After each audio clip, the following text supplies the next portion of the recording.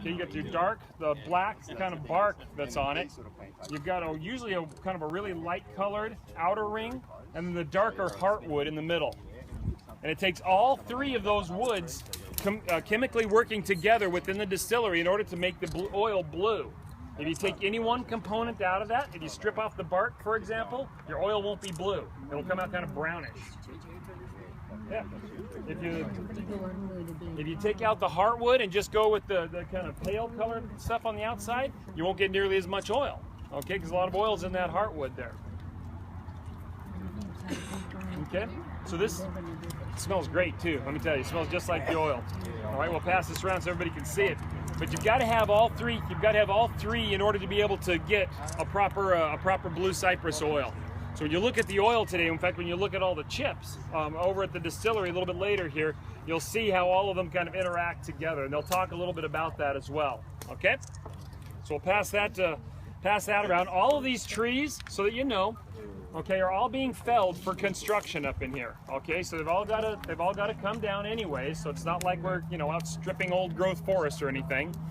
But all of this is coming down. Okay, if you look at these trees, a lot of these trees were planted as timber, but they've kind of overgrown their usefulness as timber, so they don't use them for building or construction anymore. So that's why I say a lot of them are just going to come down anyways. Most of these trees were planted pre-1975, so early 70s, yeah.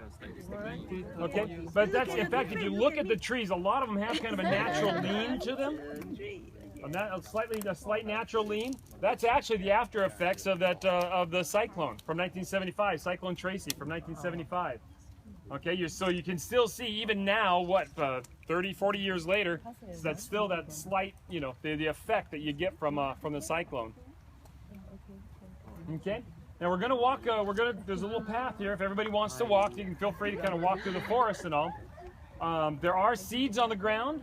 And Karen, where's Karen? Here. Karen? I'm short, but you can see. Where's Karen? I still can't see her. Where's she at? The bags. The bags. Yeah, do we have those little bags? Yeah, I don't know where they are, but I'll see in the truck over there. Okay, yeah. See if we can get those little bags, and then. If anybody wants water, I have.